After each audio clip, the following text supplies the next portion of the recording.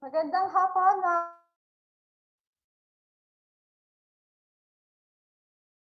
ka-RTP. Welcome to our Building Expertise webinar with RS. Last week, umattend tayo ng Time Management in the New Normal webinar with Ms. Patricia Ortega.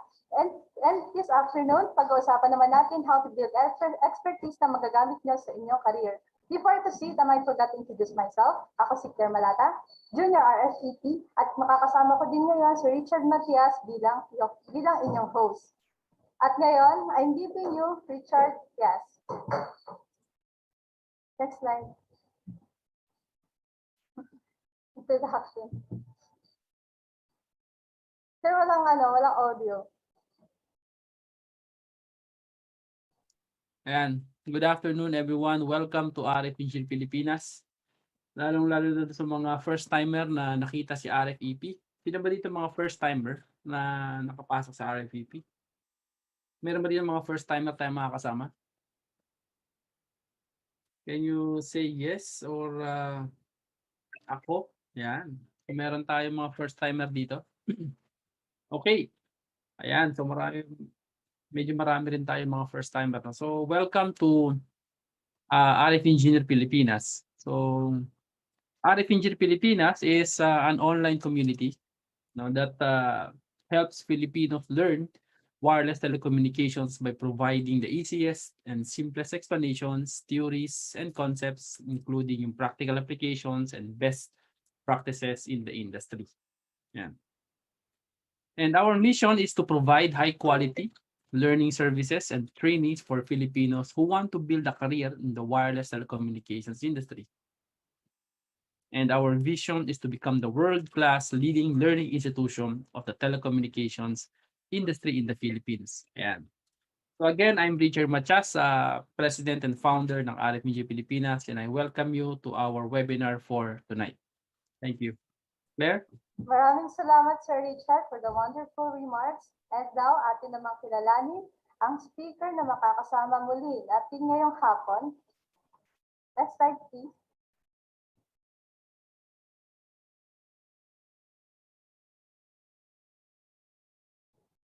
Si Ms. Patricia, or Pat, Ortega. She is an electronics engineer or team lead, core team member of and instructor at RF Engineer Pilipinas. She is a motivational speaker and family leader consolidation director and School of Leaders teacher at SKCC. She is also a content contributor at various FB pages. She is consistent city scholar. And now, let us hear Build the Expertise by Patricia Ortega.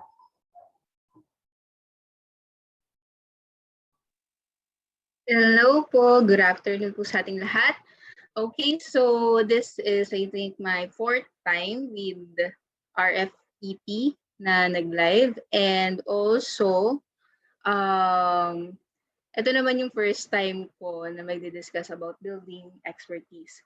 Okay, so actually before I start with the presentation of my slides, I want all of us first to watch this video.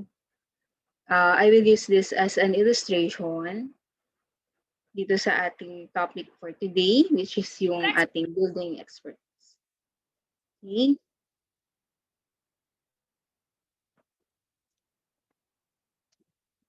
Contestant hails from Columbus, Georgia. Let's hear it for Dee Westry. Come on out, Dee.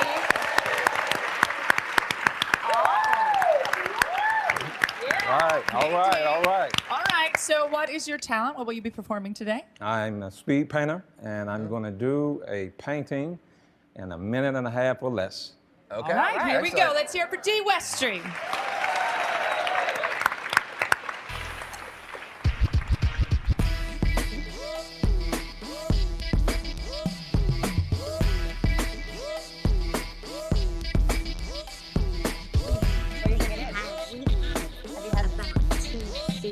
Are they good?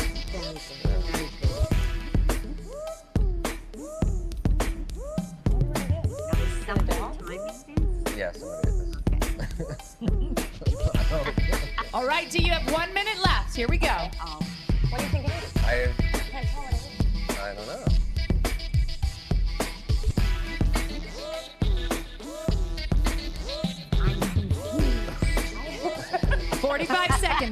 Here we go. Confused and not even intrigued.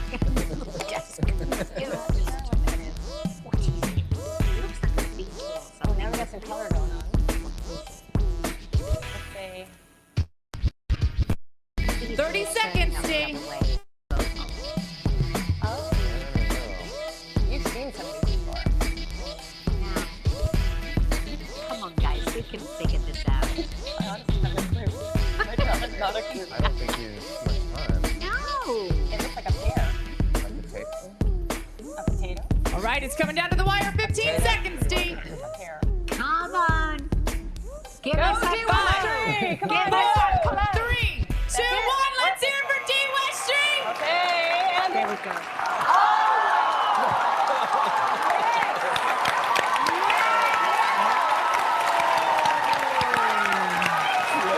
They're on their feet, Dee. They love it. Really good. Wow, Dee, come over here. Right here. Wow. Dee, fabulous. All right. wow, Dee, you're Wow. blocking All your right. artwork. All Oh my right, Dee. gosh. So That we go was- now to the judges for their comments. Wow. I gotta say, I thought it was like a weird potato, and I think that's amazing. That's really cool. I tell you something, Dee, we were sat here giving you such a hard time going, this is rubbish, what is it, what's Right. gonna be, he's never gonna do it in time. Fantastic. Yeah, that's really good. Mr. Dee.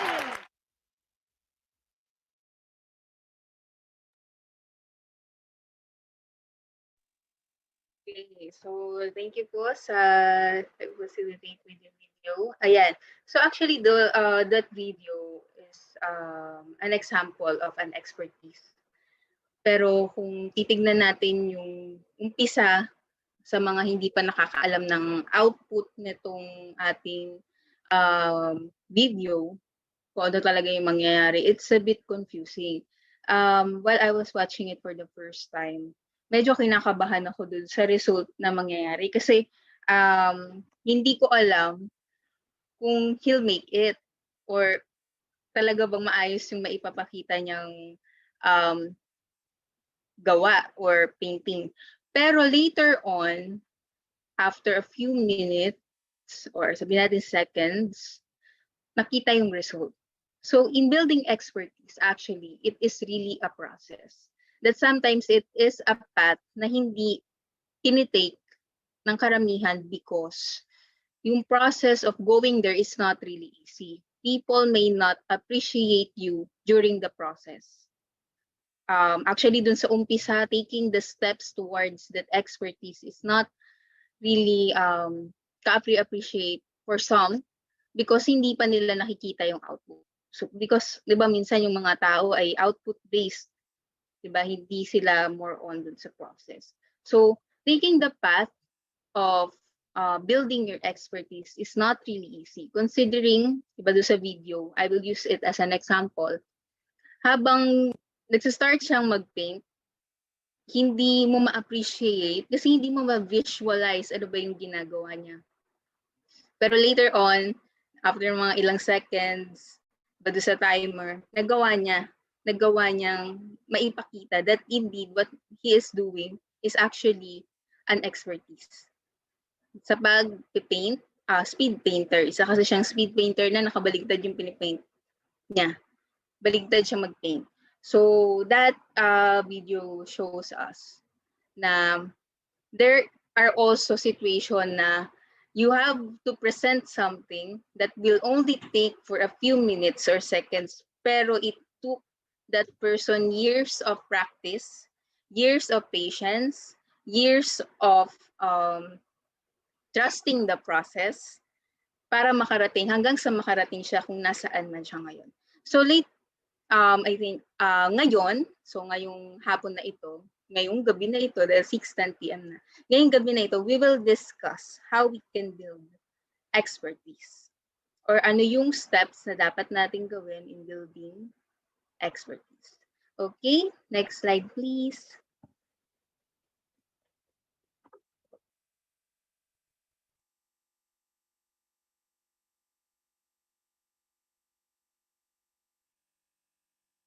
Okay, so habang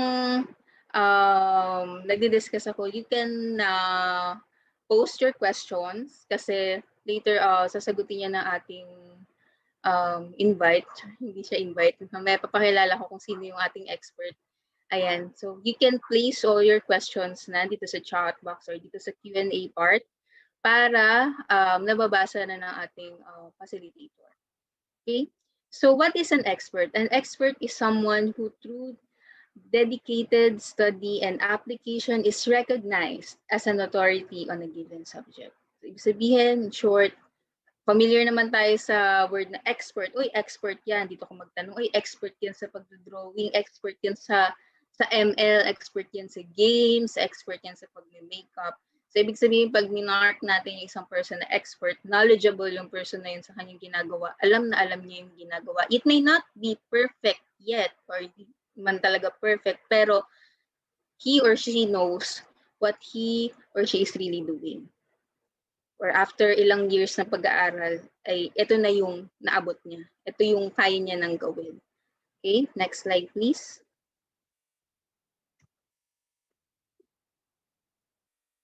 Okay, so it says here, never become so much of an expert that you stop gaining expertise. View life as a continuous learning experience. So imagine this, if you know how to draw, okay na yan. I think I'm already an expert. I know how to paint, I know how to draw, and I feel like I am already an expert.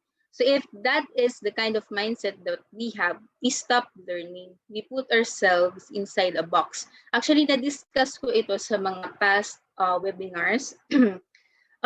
It is about the expertise trap na sinasabi na if you think that you are already an expert, you stop learning, you stop hearing suggestions from other people kasi we think of ourselves or tinitingnan natin yung sarili natin or tinitingnan ng person na yon, yung sarili niya na alam niya lahat. I don't need to listen to you because alam na alam ko yung ginagawa ko. Parang sino ka ba para makinig ako sa'yo? So it is actually a trap. So minsan yung mga bagay nga na maganda na na-receive natin, it can be used against us if hindi natin siya na-handle properly. So ganun din with expertise, ganun din with the knowledge that we have. So ayun. So be careful with that kind of trap. So we need to view life as a continuous learning experience. Okay, so ang nagsabi niya si Dennis Waitley, isa siyang American motivational speaker, writer, and consultant. Next slide, please. Okay, so why should we build expertise? So when we build expertise, you'll be the go-to person for help or advice. Baga hinahanap ka, ikaw yung unang hahanapin kasi nga expert ka. Next, you'll be more innovative in your role. You'll be able to spot opportunities kasi alam mo kung ano yung align dun sa profession mo or dun sa part na hinahandle mo as your expertise. So alam mo yung mga opportunities aligned with that. So you only accept or grab opportunities na talagang makakatulong, makapag-build ng skill mo na yun or na expertise mo na yun. Next is, this can open doors. So example, assignments, promotions, speaking invitations, dahil nga isa kang expert or you are knowledgeable about it, ikaw yung itatap. Okay, so this is applicable not only sa work but also sa school. And okay, next slide.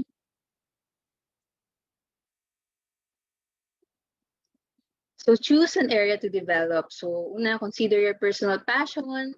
So ayan, tatanungin ko si Sir Richard. Actually, si Sir Richard yung ating invite na speaker or expert ngayong, Damay pa ako. ngayong gabi na to. So ayan, kasi si Sir Richard, bakit ko siya nasabi na expert? Kasi actually this part, yung choose an area to develop, yan, consider your personal passion, consider the skills that matter in your industry, consider looking for knowledge gaps in your organization. These are part or ilan sa mga tinuro niya din sa amin ng mga apprentice niya. So, Sir Richard, ano ba yung gusto mong i-share regarding this personal passion or paano ka nakarating dito sa kung anong meron ka ngayon? Okay. First of all, ako nung nag-start ako sa industry, before ako mag-start sa industry 'no, nagtuturo na talaga ako.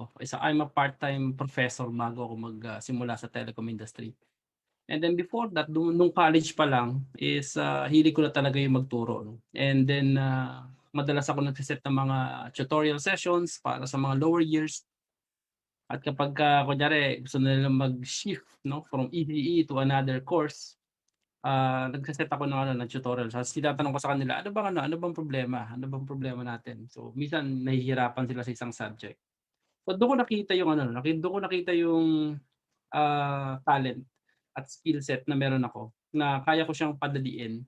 I mean, in terms of explanation, kaya ko siyang pasimplihin for other people to understand. So, during the transition ko from university going to the industry, pinasok ko pa rin yung yung gano'ng klaseng, passion, yung teaching. Kaya nung mga nagtrabaho na ako sa Globe, sa Ericsson, sa Mexico, sa kahit sa ibang bansa, sinisingit ko lagi yung sinisingit ko lagi yung pagtuturo. And which is, very beneficial from my side.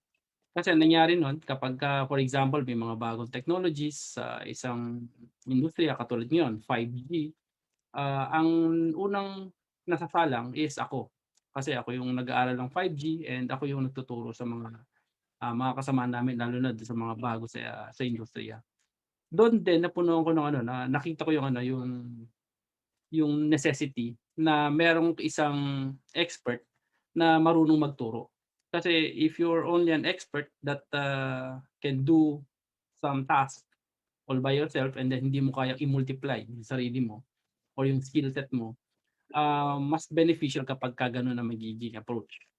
So, from that sense, ang sinasabi ko lagi sa mga kasamahan ko sa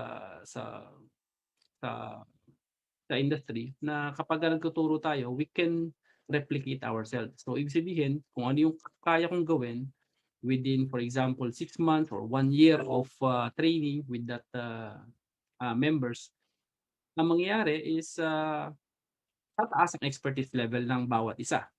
So, kapagka tumaas ang expertise level ng bawat isang member, ang mangyayari is yung makikinabang is the company itself or the organization itself.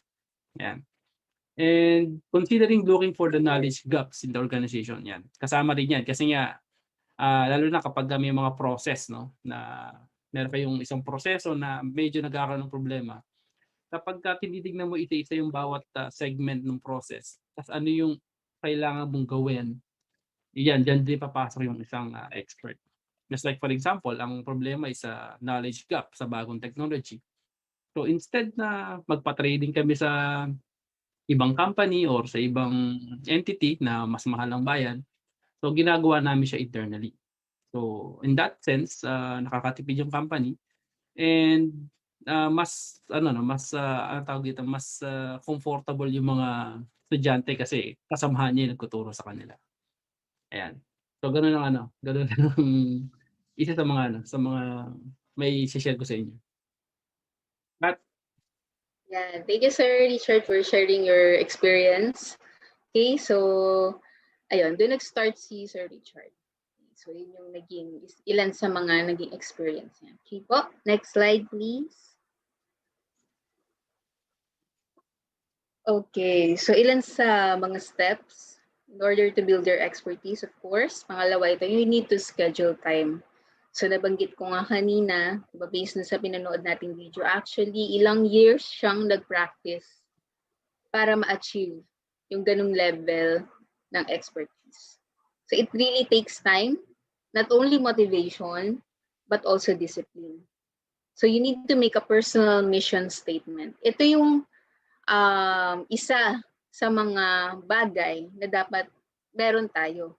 Kasi ito yung mag-keep sa atin in order to continue. The key is to make a commitment to building your knowledge. You need to make a commitment, not just to other people, not just to your work, but also sa sarili mo, that you will build your knowledge. So, itong pie chart na meron tayo sa gilid, example lang yan, hindi naman talaga siya literally na ito talaga yung dapat yung sundin, but it is just an example. For example, 30% of your time sa loob ng isang araw, give it for sleep or rest, kasi kailangan din magpahinga. Kailangan healthy lifestyle. And then next is you socialize, you exercise, you work, of course, then you can also study. So kahit may work ka, pwede kang mag-aral. Kasi nga, sabi nga kanina dun sa isa sa quotation in Dennis Waitley, it is not just about you will stop if you feel like na expert ka na. Life is a continuous learning experience. Okay, next slide please. Dagdagan ko lang dito. Dito Hi, sir. sa sample schedule mo. For example, sa isang employee, no, na for example nasa engineering job. Napaka-importante na isingit sa kanyang schedule yung pag-aaral. Kasi ibig sabihin kapag ikaw hindi nag-aaral or hindi mo sina-sharpen the saw, sabi nga ni Stephen Covey, di ba? Sharpen the saw. Kapag hindi mo tinutulungan yung sarili mo na maging knowledgeable dun sa job na ginagawa mo, mas magiging ano ka doon, mas mahihirapan ka doon sa career mo. So makita mo yung progress ng career mo kapag sinasamahan mo lagi ng study. Yan, mas nagiging sharp yung iyong skill set. And then syempre yan, importante yan, sleep. Just like for example sa katulad ko, no, Pat, kapag talaga wala akong tulog, hindi mo ako makakausap ng hindi mo ako makakasabatin doon, no. Kailangan ko muna talaga matulog. Kasi ano yan, nasa part talaga ng human na yan, no, na kailangan magpahinga para to regenerate some dead cells, no, at lalo sa yung brain cells. Yan, kailangan mo magpahinga. Yan, exercise, and then yung work meaning collaboration with other people, di ba? Yung socializing para meron yung networking, no, para at least meron kang makakilala. Kung ikaw ay isang estudyante ngayon, no, nasa school ka, nasa isang bubble ka pa. Ibig sabihin, hindi nasa NCR bubble, nasa isang bubble ka pa lang. Na ang kala mo sa iyong mundo mga classmate mo lang ang makakasama mo. You need to go outside that bubble. Na maraming tao na kailangan kang makilala, lalo na sa industriya, no, lalo na kung gusto mo talaga maging successful sa industry na gusto mong pasukin. Ayan. Yan yung ma-share ko diyan sa scheduling and time. Okay? Thank you, sir.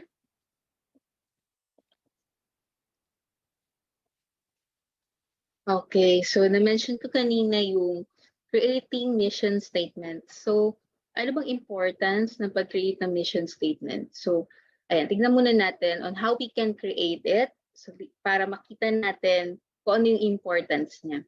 Okay, first is you need to identify what you do best. Your unique strengths will likely point to what you would like to do most with your life. Okay, so na-mention kanina rin ni sir, gusto niya talagang magturo. So, patuloy pa rin siya nagtuturo. Okay? So, isa yun sa example na kahit na ikaw ay isa ng professional, hindi mo talaga maiiwanan yung gusto mong gawin. May mga tao na naiiwanan nila yung gusto nilang gawin, but you need to make a decision that I will not leave what I want to do. So, you need to identify what you do best, and not only that, kung ano rin yung gusto mo talagang gawin. Kasi ang hirap magstay sa isang situation or dun gawin yung isang bagay ng paulit-ulit, lalo na kung humihirap siya, kung hindi mo gusto yung ginagawa.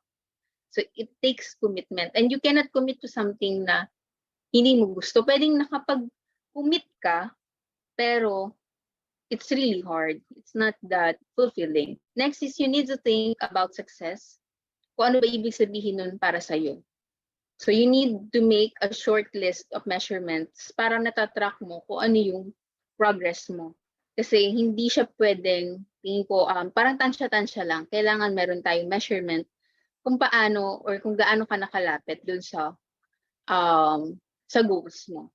Next is you need to identify your personal goals. Last time, na-share ko na rin to on how to make a goal, which is dapat smart siya, specific, measurable, ayan, and so on and so forth. So dapat smart. And then next, combine the first 3 steps. So titignan mo yung goals mo, kung ano yung strengths mo. Last time we have discussed about the personal SWOT analysis, which is you need to identify what are your strengths, weaknesses, opportunities, and also the threats around you. And then ano ba yung idea mo of success. So ano ba yung success para sa'yo?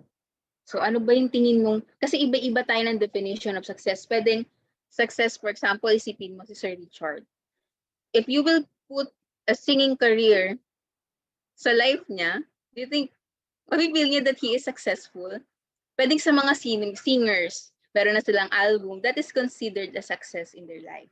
Pero kung ilalagay mo yung sa isang person, for example, kay Sir Richard, which is ang passion niya ay pagtuturo, do you think it is fulfilling for him if nasa singing career path siya, kahit hindi naman, kunyari, sabihin na natin yung skills, di ba? Parang, for example, ganon. Kailangan kasi magmamatch yung wants mo din or yung gusto mong tahakin doon sa skill set na meron ka para mabuo yung expertise.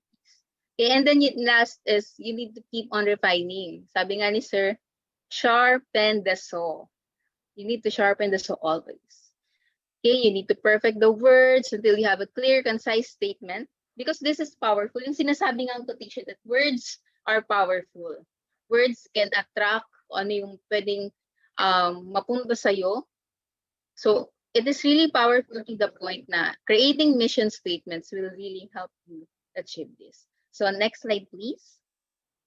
Ayan, magbibigay ko na example ng isang mission statement na pwede nyo siyang gawin also sa life ninyo. Which is mas maganda, dapat. Okay, for example lang ito ha. My mission is to become a member of the company's senior executive team.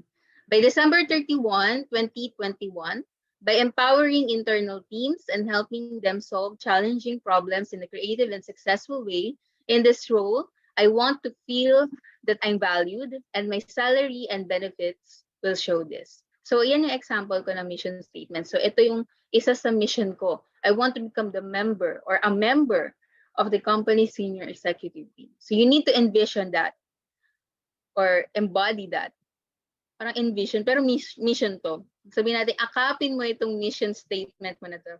Or isipin mo palagi na ito yung goal ko. So, I will not stop learning. I will not stop disciplining myself. I will not stop if I feel that I'm not motivated because I have this mission in my life. Okay? So, tanungin naman natin si Sir Richard as the CEO or yung ating pinaka-pinuno. Okay. So, paano ba yung mission Pinaka-pinuno, statement mo, sir, in life na nag-come Well, up ako, ko with RFEP? Yung mission statement ko, ito na eh. Yes. So, inalain ko na kay Arif Engineer Pilipinas dahil nga ang mission namin is to help Filipinos learn. Yan. And because kapag ka kasi natuto ka, naniniwala kasi ako na actually kami sa Arif Engineer Pilipinas na kapag natuto ka, sabi nga, learning will change your life. Yan. Kapag natuto ka, nakapag-aral ka, yan, ginagamit mo yung napag-aralan mo no, sa iyong career, malaki yung magiging effect sa iyong buhay. So, most of the time, at malaki ang probability na ang iyong buhay ay nag-i-improve. Yan, hindi lang yung buhay mo, syempre, kasama na diyan yung mga mahal mo sa buhay at yung pamilya mo. Yan. So, yun yung aking mission, no? Yan, to provide high-quality learning services at training para sa mga Filipinos. Yan. So, in-extend ko na from the personal going to the corporate yung aking mission. Yan. Okay. Thank you, sir. So, ayan, parang ang nakuha ko doon sa sinabi ni sir, it's like it starts from within. Okay, kung ano yung desire niya talaga, not just for himself, but also for other people. Hanggang sa nag-come up siya with RF Engineer Pilipinas. So, hindi lang siya dahil sa gusto lang niya, para lang sa sarili niya, para mag-benefit lang siya, but meron siyang advocacy, meron siyang mission, meron siyang vision. Ang RFEP merong mission, vision. Okay? So, next slide, please. Okay, next, kung merong mission, of course, meron din tayong vision statement. So, i-add ko na ito. So, identify the humanistic side of your mission. So, parang nabanggit ko rin ito before na you need to add value also to other people. It's not just about yourself. Yan yung lagi kong sinasabi sa sarili ko na i-achieve ko tong bagay na to, not just because I just want na mag-excel. Gusto ko lang for myself, but because I want also to help other people. I want to add value also sa kanila. na ma-feel nila that sooner or later, sila din will do the same kung ano yung ginagawa ko. Na sila din, in the near future, they will also teach other people. They will also have the advocacy to help people to become knowledgeable sa isang area na to, o anumang area yan. So we need to help people. We need to encourage them. We need to teach them. Kasi yung knowledge, kapag in-stock mo lang siya sa sarili mo, sayang naman. You need to share it. An example ko nga, what if the people who are knowledgeable, hindi nila sinulat sa libro yung nalalaman nila, hindi nila shinare sa world yung kanilang discoveries. When they die, wala na yun. Pero if they share it, nagkakaroon ng legacy, nagkakaroon ng value, nagkakaroon ng purpose, nagkakaroon ng value. Okay? So we need to identify the humanistic side of our mission. Then, of course, we need to make a list of our core values. And then, di ba ang companies, usually meron silang core values. Yan, companies, may mga core values sila. So sooner, tatanungin naman natin si Sir kung ano yung core values. Sige, kahit next time na. Next is visualize who would you like to become. Sino ba yung gusto mong gayahin? Not literally copycat, pero meron kang inspiration. Uy, gusto kong maging kagaya ni President ganito. Sino mang presidenteng gusto mo. So you need to visualize sino yung gusto mong maging. Bakit? Kasi later mababanggit ko rin yun pero babanggitin ko na. You need to really find a mentor. In building expertise, finding a mentor, for me, it's important. Parte siya, kumbaga sa isang ingredient, isa siya sa pinakamahalagang rekado. Hindi siya pwedeng mawala. For me, it's my own opinion. Kasi kung ikaw gusto mo mag-self-study, medyo mabagal yung track na yun. Pero if you will find someone who can help you, or a mentor who will guide you, kasi a mentor is someone who can teach you some things na hindi lang theoretical, but it is something above theory, yung kaya niyang ituro sa'yo. And mas mabilis mong matututunan. Kasi that person can also teach you the techniques, yung easiest. Kumbaga, kapag marami kang path na dadaanan, he can teach you kung saan ka dadaan para mas mabilis mong marating yung isang lugar. It's like that. Okay? Next slide, please. So yung next slide, it is an example of a vision statement. Okay, our vision statement example is, I want to help others grow and succeed in their careers.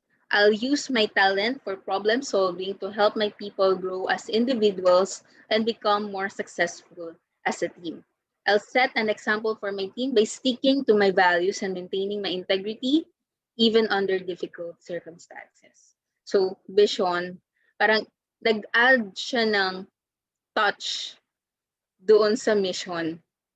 Parang inad mo ng, kumbaga nagkaroon ng love yung ginagawa mo because there is a touch of emotion. Though emotion is not bad actually. Binabalance niya.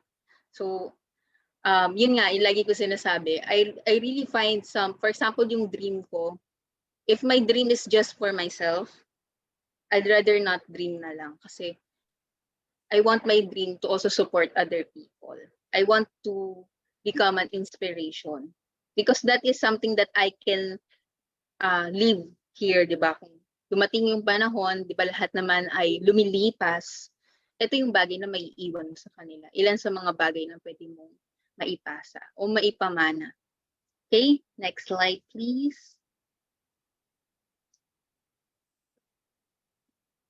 Okay, build your knowledge. So, syempre, hindi naman pwedeng, ito yung goal ko, ito yung dream ko. Hindi naman pwedeng mag-dream ka lang, hindi naman pwedeng magsusunod ka lang. You need to have an action. Build your knowledge. It's time to start building your expertise. But again, pero kasing mayroon kasi sa atin na maraming gusto sa buhay. Okay lang naman yun. Pero I just want to remind you also, when building expertise, you need to take one step at a time. Diyan papasok yung decision making. Ano ba yung gusto kong unahin? Kasi it really, sabi ko nga, it really takes years, commitment, it takes passion para ma-achieve natin yung expertise. Okay? Next slide, please. Okay, so ano bang kailangan? What do you need? Ano bang kailangan mo? So, una, identify a role model. Okay? Using their examples, finding out what makes them an expert. Naalala ko, meron akong inatandang conference. Siyempre, nagbayad ako. Medyo pricey talaga siya. Pero, ang goal ko lang talaga dun is makinig sa stories nila. Minsan nga may nagsasabi, pwede ka namang magbasa or manood sa YouTube, or pwede ka namang magbasa ng libro, or pwede kang panoorin mo na lang sila online para ma-inspire ka. You know, I told them, iba kasi kapag andun ka mismo sa place na yun. Because I want to be inspired. Gusto kong makuha yung, it's like I want to grab the presence or the spirit of discipline that they have by watching them. It's okay for me to pay. Kasi it's an experience na pwede ko pa silang makausap or shake hands. For me, it's really a big deal because they are my role models. Isa sa mga na-meet ko na before ay forgot the name, like Chinkitan, yung about sa mga businesses, mga iba-iba pang mentors. Nakalimutan ko na ibang names. Meron ding foreigners. So, meron din ako na-meet na foreigners before na sila mga mini-mentor nila si Oprah. So, uma-attend ako ng ganun. Parang, hindi pa ako nakaka-attend talaga ng live concert, pero uma-attend ako ng mga live conferences. Just to hear these people, inspiring people, educating people, because I want to be like them someday. They have the confidence to speak in front of thousands of people.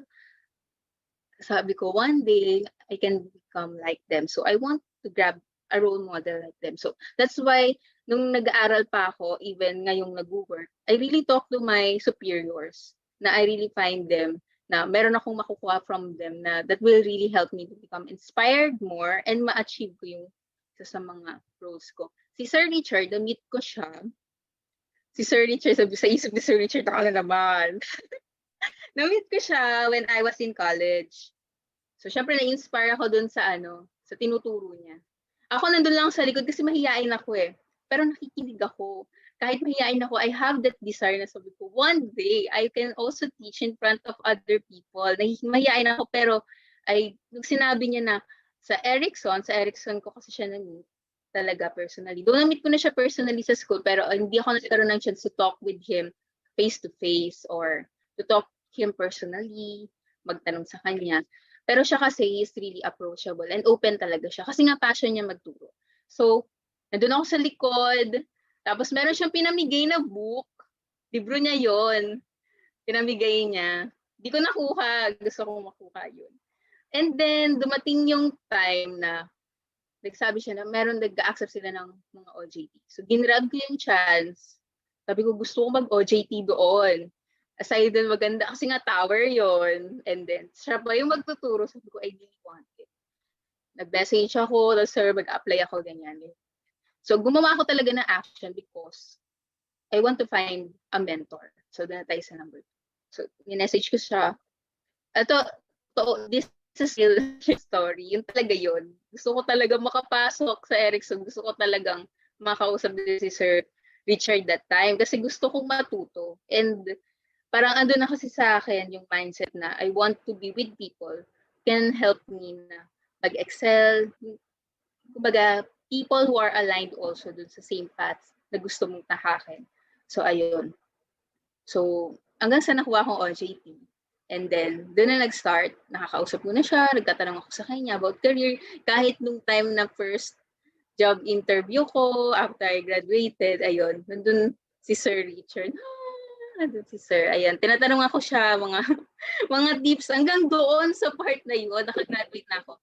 I'm still asking him for advice about sa ganung bagay. Siyempre, yung mga kaya lang naman sagutin ni Sir, di ba? Yung about sa career. Ayan, tinatanong ko siya. And then, kanta-kanta, hindi ko kaya sagutin yun. Oo, hindi. Yung mga about sa singing part, hindi ko na natatanong si Sir. Ayan. Siyempre, last is you need to join industry or professional associations if you want to be exposed. Kasi minsan, ayun nga sinasabi ko, pwedeng mahiyain ka. You need to overcome it. It takes a lot of commitment. You need to overcome your fears. Kahit takot akong magsalita, actually, it's my fear to speak in front of people. Pero because dahil nga gusto kong magturo, I need to overcome it. Iwi-weigh ko yung weakness ko or yung desire ko to reach out more people. So syempre, since mas matimbang, pwede kasing mas magkatimbang yung kahinaan mo at yung gusto mong gawin. You need to make a decision na I want to grab this. Gusto kong magturo, gusto kong mag-inspire ng tao. So susugod ka talaga. You need to overcome it. And then later on, one step at a time, you will realize that your weakness will become part of your strength. And then, since part na siya ng strength mo, later on, it will become your expertise. So, ganun siya. You need to identify it. So, don't pressure yourself. It takes years talaga. Guys, it takes years. So, naging part ako ngayon ng RFEP. So, nagkaroon ako ng chance to also reach out other people. So, naging training ground ko rin siya.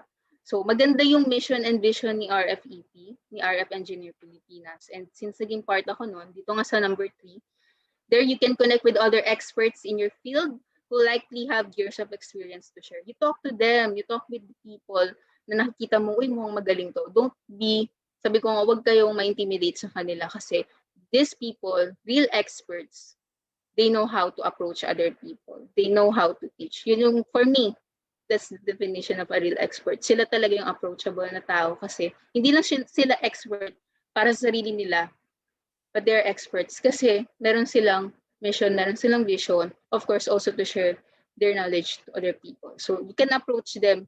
Kumbaga, kapalan nyo na. Kapalan nyo talaga. Meron din akong professor before na I really admire him.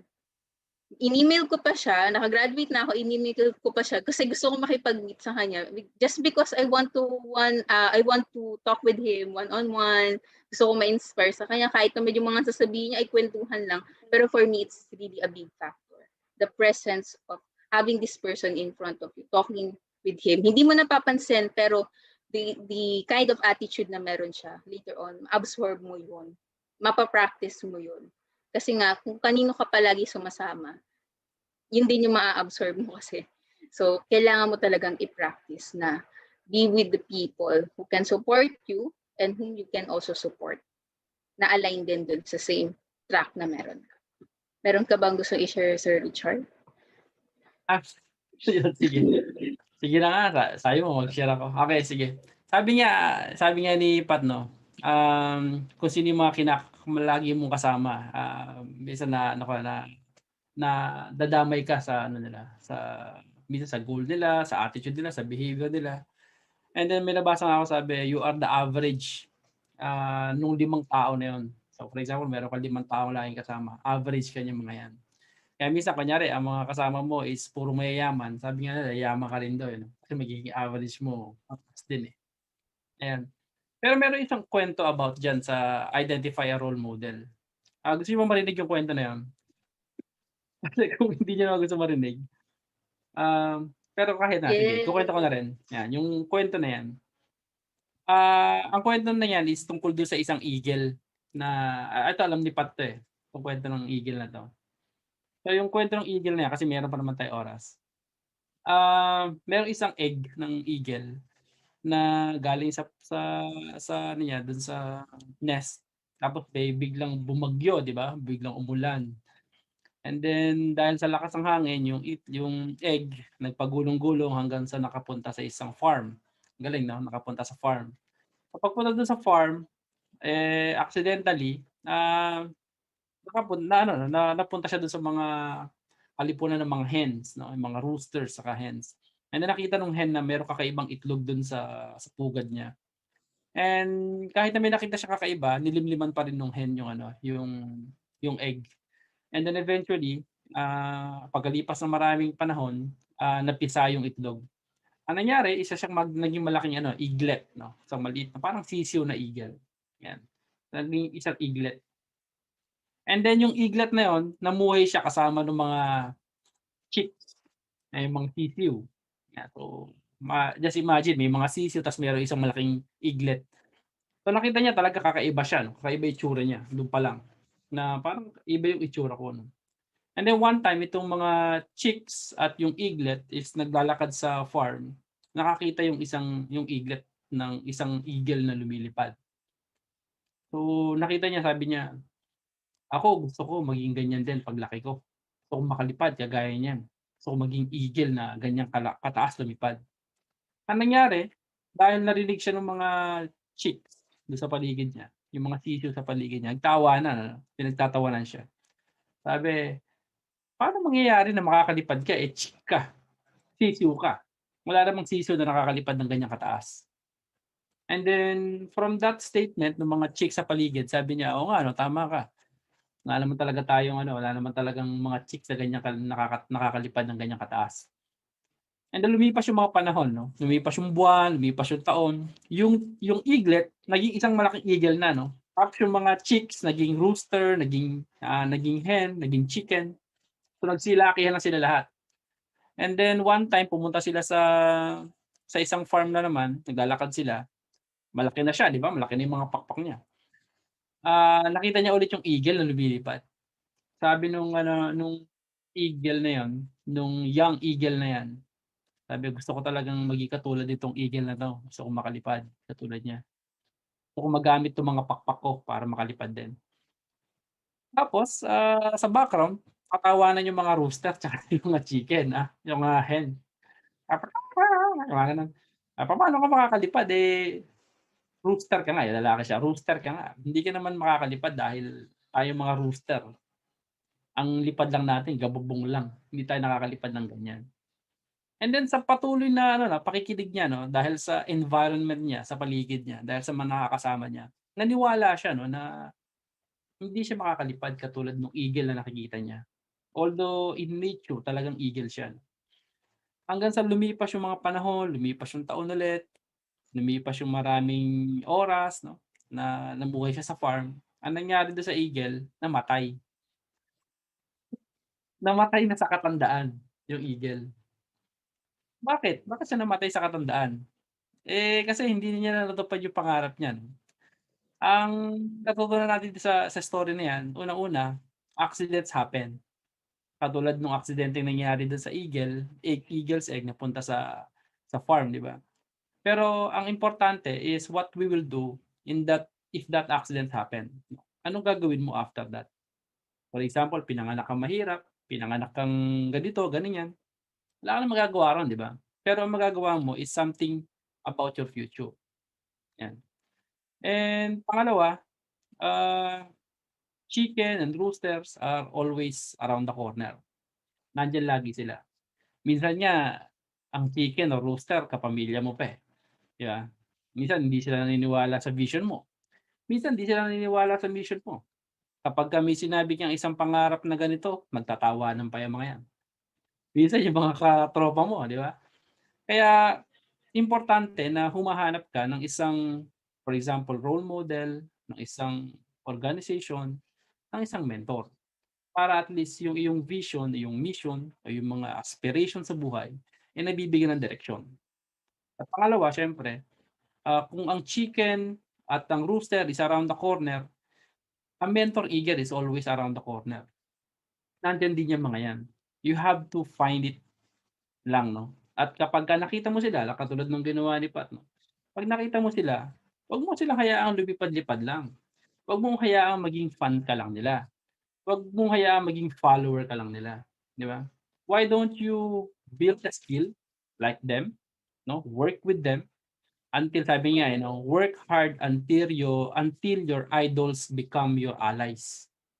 Yung mga idols mo, kinikilala ka na rin na ally.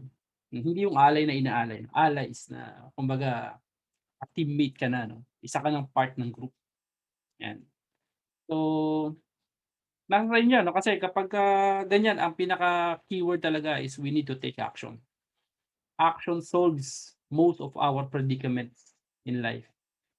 Action solves all our problems in life. Kasi kung wala kang gagawin, kung hindi ka mag-act, i-motivate mo lang, mag-i-inspire ka lang, walang action, wala kang gagawin, manonood ka lang, hahanga ka, papalpa ka, pero hindi ka mag-take ng action, wala mangyayari. No? Mag-stay ka lang sa iyong position. Ayan. So, yun yung kwento ng eagle.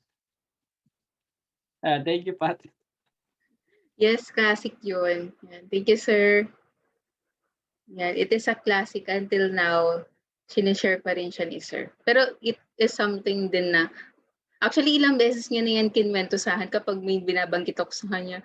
Sir, I feel like di ako belong sa ganito, parang this is not for me. Kukwento niya lagi yun, yung about dun sa eagle na yun.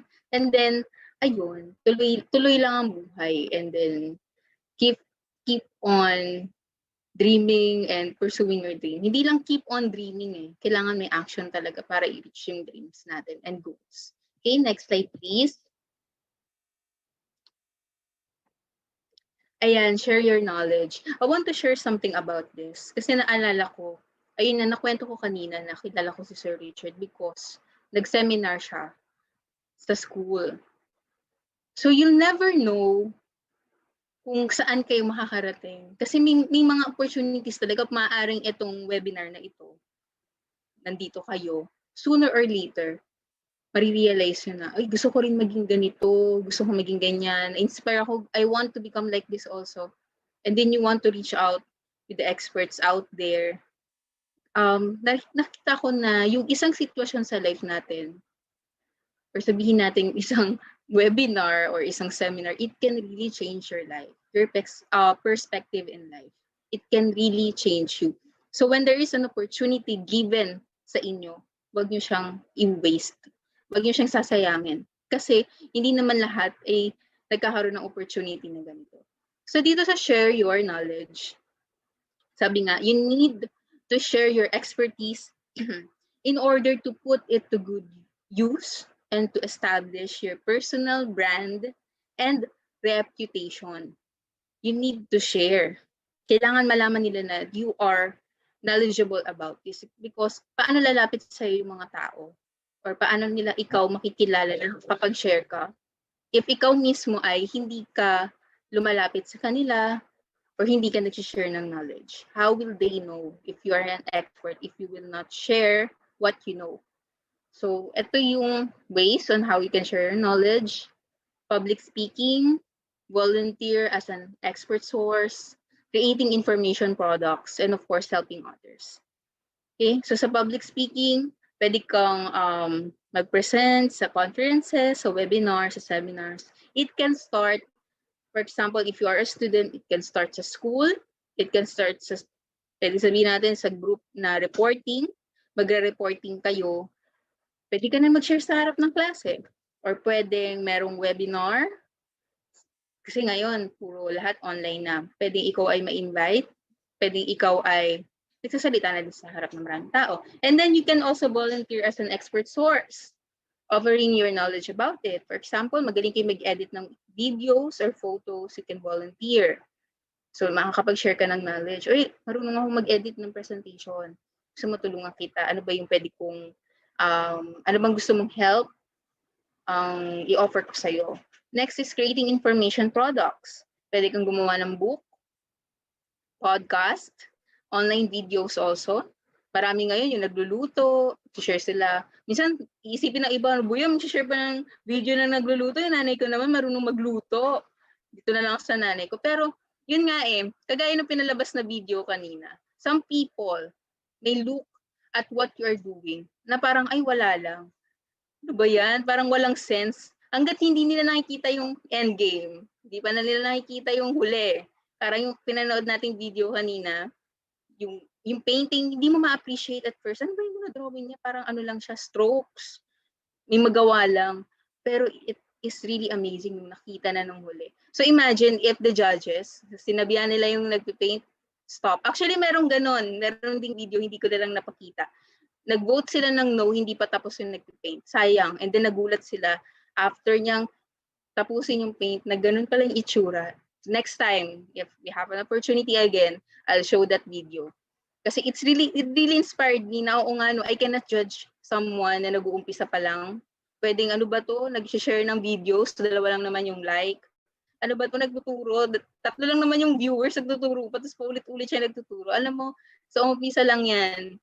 Pero if you keep on continuing, you will have your own personal brand, and you will also build your reputation. So pagpatuloy ka lang and keep on helping other people. Sabi nga, you can never go wrong in helping other people. Kasi tinutulungan ko sila. So, Sir Richard, meron ka magustong share din doon? Okay. Ayan. Actually, itong share your knowledge, isa sa mga pumipigil talaga sa tao, most of the time, is the self-doubt. Self-doubt. Na, kasi kapagka, for example, may nakita siyang isang magaling na speaker or isang speaker sa webinar, napakagaling. And then, meron din siyang urge na gusto niyang gawin. Ang nagiging baseline niya o ang nagiging standard niya is yung taong yan. No? So, gusto niyang pantayan yung level na yun. Kaya minsan yung self-doubt, hindi ka naman katulad yan, bakit ka mag-share ng knowledge? Hindi ka naman kasing galing yan. Bakit ganyan? Bakit ka mag-share ng knowledge? Nararamdaman ko yan kasi nung sinimulan yung RF Engineer Pilipinas, alam ni Pat yan, nagda-doubt ako sa sarili ko talaga. Sabi ko, Pat, parang hindi yan na to. Hindi to papanoorin ng mga estudyante. Kasi maraming magagaling, maraming mga experts sa telecom industry, maraming magagaling talaga, sabi ko. Pero I still continue what I want to do because nakita ko na walang gumagawa currently. Walang gumagawa sa industriya ngayon. Kung meron man sa loob ng corporate world, pero sa labas ng corporate world, wala. Kaya I take the stance na sige, kung ano man ang sabihin nila sa akin, kung ano man ang ite-take ko as a learning and ite-take ko as a positive feedback. Kung ano yung mga mali kong gagawin, I will take it up as a positive feedback and I will try to improve every day and every night. Kasi nga, ang ginawa ko noon talagang lecture. Kung makikita niyo yung mga unang lectures ni RF Engineer Pilipinas, yung mga unang slides ni RF Engineer Pilipinas, talagang hindi kayo maniniwala na si RF Engineer Pilipinas ang gumawa niya. Ganun siya ka-bold yung approach sa RF Engineer Pilipinas. And then slowly we try to examine what is wrong with our path, and then we try to fine tune ano ba yung mga kailangan gawin. And then ngayon, nag-ano pa rin kami, no? Patuloy pa rin kami nag-i-improve. Although nagkakamali kami minsan, and then we try to check what needs to be done correctly. And then ini-improve lang namin, no? Kumuha kami ng mga tools, kumuha kami ng mga bagong experts, no? Para i-tap namin dahil gusto namin talaga is maging productive at kapakipakinabang ang grupo ng RF Engineer Pilipinas. Ayan. So nagsimula kami sa ilang members lang, 10 members sa RF Engineer Pilipinas group. Just imagine, that is 2019. And then after 1 year, after 1.5 year, 2021, we are 9,500 or 9,300 members sa RFEP. Ayan. So we still keep improving ourselves. So don't stop. Sabi nga ng kasama ko sa Myanmar, don't stop. Keep moving. Kasi lalo kapag nagtatrabaho kami, no? Tama ba itong ginagawa ko? So sobrang analysis na ginagawa namin, ang daming oras na nawawala. No? Ang daming oras na nawawala. Kaya sabi ng isang kasama ko, don't stop. Just keep moving and then improve along the way. Sabi niya ganun niya. Meron ako nakitang isa papat na na isang infographic, no. Nasa bangin siya, no. Ay, hindi niya alam, nasa bangin siya, tapos mayroong isang lalaki, no. Tapos mayroong isang babae doon sa baba. Gusto niyang makasama yung babae, yun yung pinaka-goal niya, no. Pero sa atin naman, kunyari, meron tayong gustong makamit sa buhay. Ang means of doing it is to jump, tumalon. Pero takot ka tumalon, no, dahil baka mamatay ka, no. Pero sa atin, sa totoong buhay, takot tayo dahil baka ma-judge tayo. Takot tayo makarinig ng mga negative comments, takot tayong ma-criticize. Yan. So if you accept that reality in life na kahit ano naman ang gawin mo, merong masasabi at tao, and then you just keep on doing what you want to do. For example, if you want to help someone, just keep doing it. Sabi nga nung mentor ko rin, Card, kung ikaw may alam ka sa isang bagay at hindi mo ginagawa, hindi mo tinuturo, meron kang utang sa mundo. Sabi niya sa akin. Dahil hindi mo ginagawa ang dapat na ginagawa mo.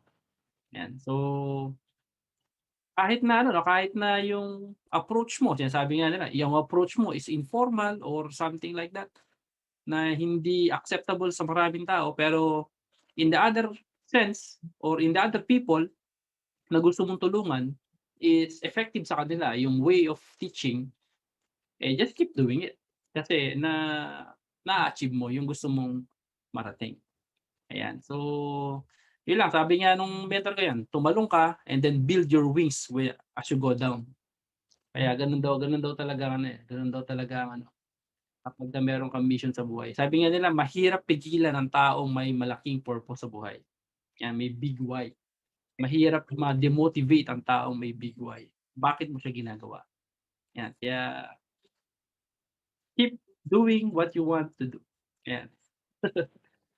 Okay, Pat?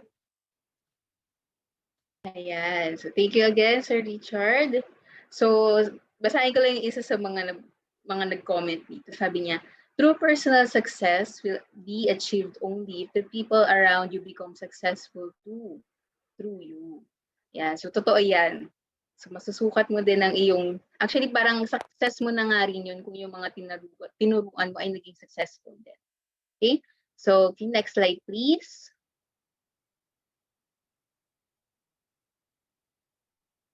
So, ayan. So, syempre, laging may warnings. Kasi nga, even though something is good, if it is not being used properly, it can be dangerous for you. For example, itong expertise mismo, if ikaw ay masyadong nagpakaluno dun sa idea or dun sa thought that I am already an expert and I don't need you, I don't need your advice anymore, parang, for me, I really don't, hindi talaga ako fan nun na kapag you already have this knowledge, nakuha ko na yung knowledge from this person, nakalimutan ko na siya, no, sabi ko nga rin before, you value these people because hindi mo alam na one day, for example, dumating yung pagkakataon na nagkaroon ka ng pagsubok sa buhay. These people will actually help you pa rin naman eh. So, you value people along the way. Yung mga taong nakasama mo habang nasa journey ka na nahihirapan ka, itong mga taong nag-mentor sa'yo na nasa journey na wala ka pang alam, you value them. Because these people are naging part siya ng journey. Okay? So, experts must continue to learn and be open to new possibilities. Dapat talaga open tayo. Sabi nga, there's nothing permanent in this world except change.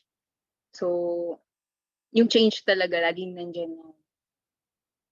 So, laging nandyan talaga pagbabago, lalo na talaga sa technology. Dito nga, ayan, you will visit the RF Engineer Filipinas page, you will see lots of technical lessons about the technologies that we have.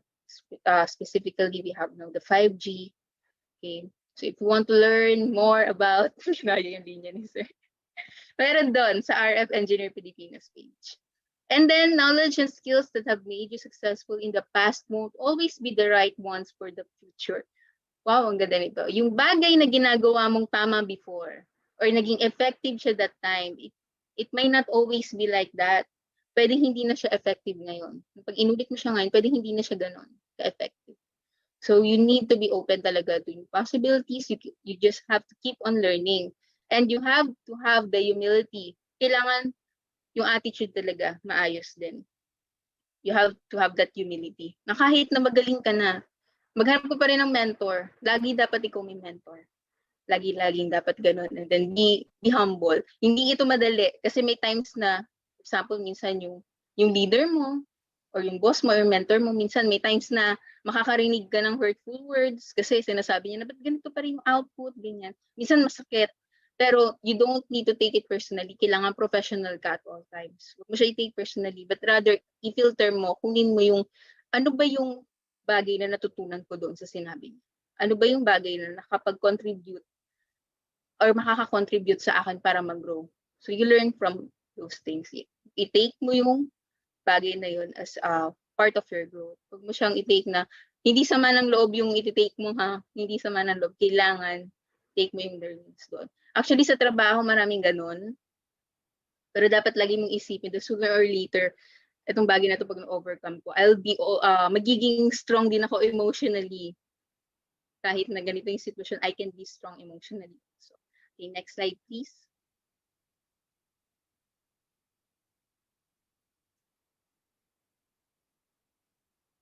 Okay, so yeah, that's the end. We will entertain questions. Actually, if you have a question, sabi Yan, ko nga kung may kanina, question kayo. grab the chance. Huwag niyong palilipasin yung pagkakataon na ikaw ay magkaroon ng opportunity na masagot yung tanong mo or magkaroon ka ng interaction with the people that you want to talk with. Yan. Sagot tayo ng question dito. May question dito kay Shiena. Sabi niya Pat is, what if yung binibuild ko na expertise is malayo sa course na na-take ko or profession ko? Yan. Yung question na yan, parang it's a bit me. Sinabi ko na yung kay sir. Kasi yung tinitake ko ngayon na path, it's a bit far na from the course that I have. Engineer ako by profession, electronics engineer by profession. Pero, doon talaga sa heart ko, I want to take the management part, sa part na yun. So, ko yung i-take yung path na yun. So, medyo nahirapan ako kasi natatakot akong i-grab yun dahil nga, sinasabi ng iba, ang layo naman yun sa course mo, bakit ka mag-change ng path, nandito ka na nga, ganyan, ganyan. Pero, sabi nga, you need to be brave. Kailangan huwag kang maging kagaya ng yung igil na mamamatay na lang. Ang hirap mabuhay na puno ka ng regrets. It's really hard to live a life full of regrets. So if you have the chance to do it now. Kesa, pili ka na lang eh. Ano gusto mo? Na ginawa mo yon na nagkamali ka or sabihin natin, may ginawa kang isang bagay, you're not yet sure about it, pero you really want it, and somehow meron kang skill, ginawa mo yun, and then nagkamali ka. It's okay kasi you will learn from your mistakes. Or, ang gagawin mo, hindi ko siya i-grab kasi natatakot ako, hindi ko yan gagawin hanggang sa dumating yung pagkakataon, lumipas ang ilang taon na nagsisisi ka na lang habang buhay kasi hindi mo na siya magawa dahil nga nalipasan ka na ng panahon or lumipas na yung panahon para magawa mo yun. It's really hard to live a life full of regrets. Mistakes are painful. Nabanggit nga kanina din ni Sir. Actually, itong RFEP, kung mapapansin nyo rin naman, kung papanoorin yung mga videos, hindi talaga ito perfect pa. May times naman kita ang informal naman, pero kasi that's the way that we want to approach other people. If that's the way that we can connect with them, then we will do it that way. If ganun namin nakikita na mas makaka-connect kami sa kanila at nakikita namin na yung mission and vision ay nagagawa namin, yung goal ni RFEP ay nagagawa namin by connecting with them through that way, then we will continue doing it. Diba?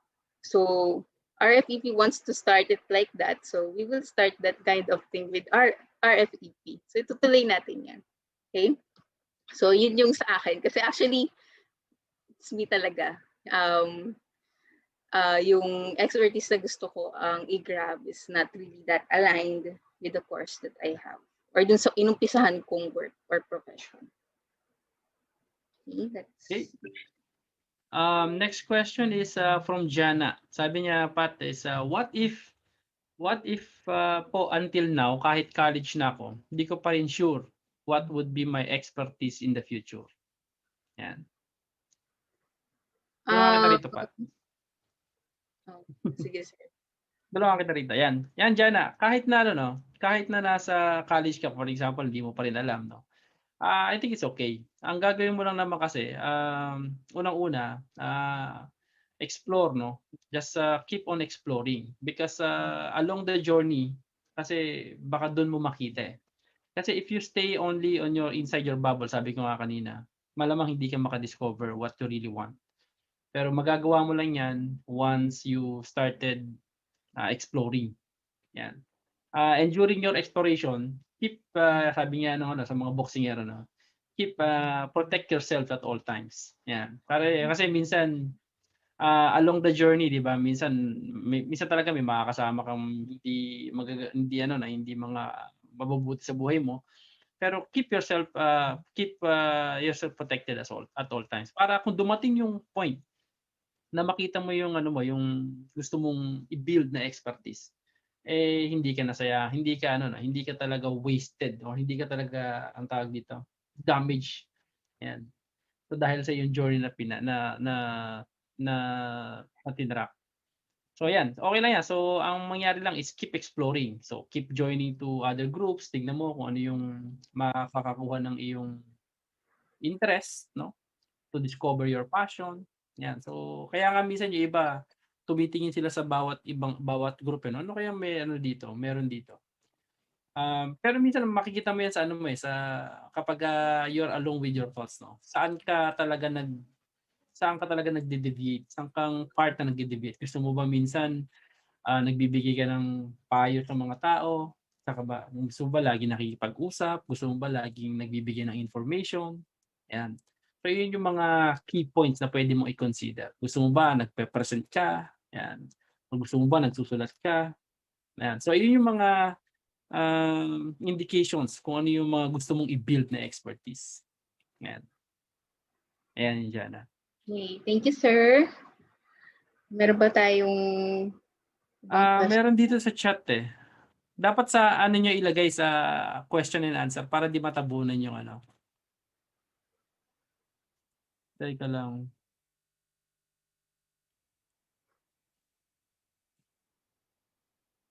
Ito, pwede nyo po bang, sabi ni Jonel, pwede nyo po bang magawang expertise yung weakness nyo by studying or attending seminars, webinars together with experience?